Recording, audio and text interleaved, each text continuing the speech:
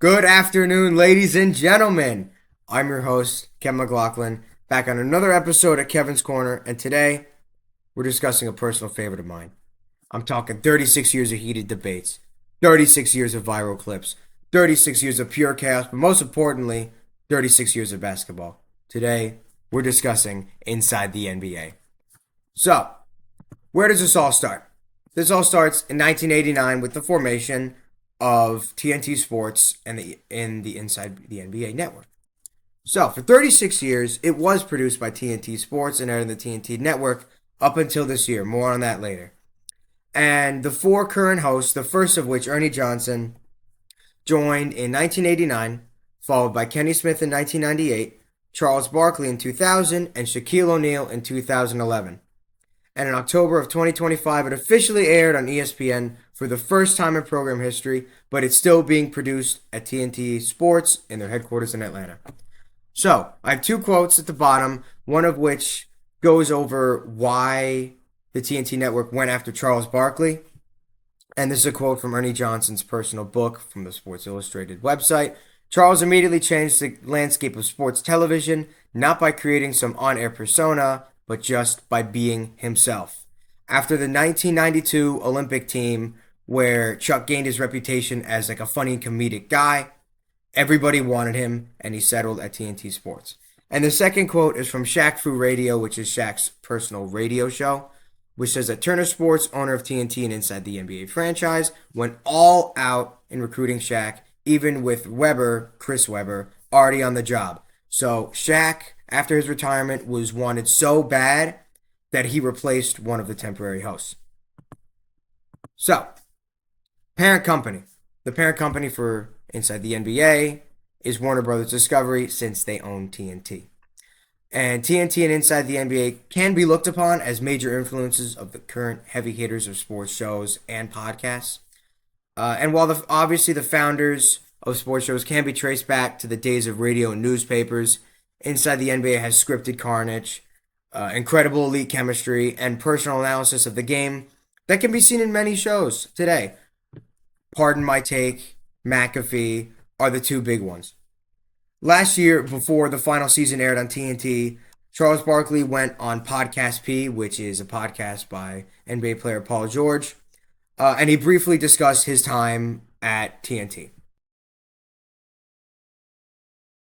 We're on TV once a week in October, November, December, January, February. Then we got the All-Star game. Then we got 2 months of the playoffs.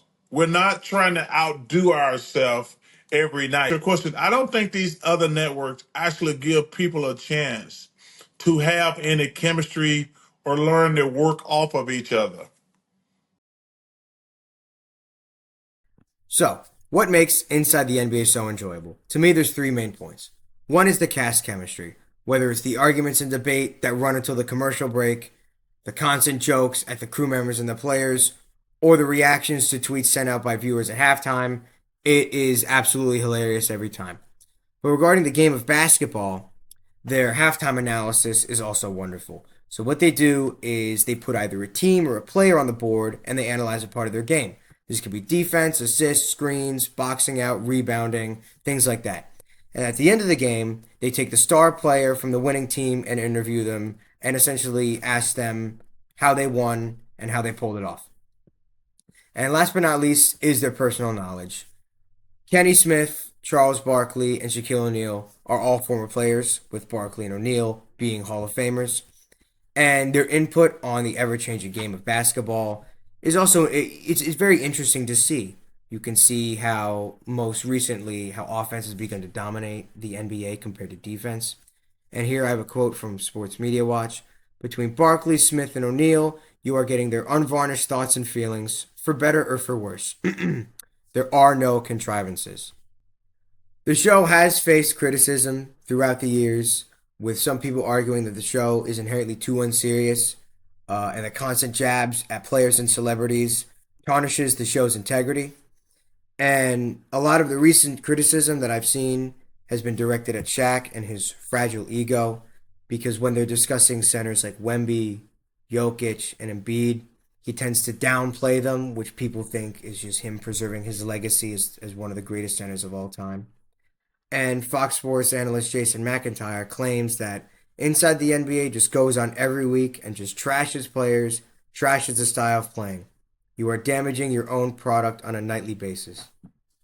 And one clip that comes to mind is when Charles Barkley poked fun at the Jussie Smollett incident, and it did cause a bit of controversy. Ernie, what's the most ridiculous one over there that's still living that you would say has no chance of happening? Two black guys beating a black guy up. And having a black Sorry, speaking out loud. that's not on here, man. This begs the question, what media franchises are similar to Inside the NBA? There are two that come to mind. The first would be First Take with Stephen A. Smith. One of the main reasons is that they're always engaged in constant banter when discussing sports, specifically basketball, which happens a lot inside the NBA. Mr. Sensitive. No, ain't no Mr. Sensitive. Do it again. I'm telling you right now. Don't you want to weigh in on this? No, I don't want to win. No. Don't do it. Don't do it, Shaq. You know it all. Mr. Sensitive. No, I ain't sensitive. I'm going to knock your ass out. I'm telling you right now. You play me if you want to. Supposed to be 1, 2, 3, not 1, 2, back to 1. Dumbass. The second show that comes to mind is Pardon the Interruption, which often goes off topic when the two main hosts, Tony Kornheiser and Michael Wilbon, discuss things that aren't even related to sports. Shortly, back here inside Studio J, Ernie Johnson, Shaquille O'Neal, Chuckster, Vince Carter here for Kenny the Jet Smith. What? Disappointed in New Orleans. Where they going, Chuck? Galveston. That dirty ass water. We're not even gonna send them to Cancun. We're gonna send them to Galveston where that dirty ass water be washed up on the shore. You people think they're in the beach. Because of this reputation that the show has gained over the past 30 years, it has developed a formula that cannot be changed at all. And this is a formula that is built on entertainment, enjoyability, longevity, and essentially pure fun between all of the cast members.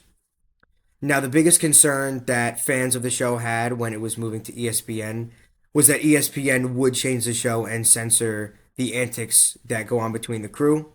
Luckily, it has not happened whatsoever with the new airing. And Dimitri Ravanos at Barrett Media said that Inside the NBA is special. ESPN knows it, and it knows that the show does not need to be improved. It won't benefit from being tinkered with just to feed the egos of people in Bristol.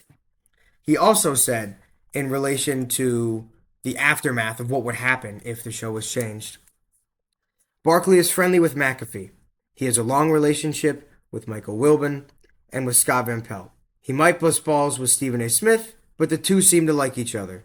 Essentially, what he's saying is that if anything happened to the show, whether someone was going to leave or they were going to censor it, Chuck is very, very vocal about this, and it would definitely upset the people listed. McAfee, Stephen A. Smith, Michael Wilbon. They would be upset, and it would essentially put ESPN in jeopardy.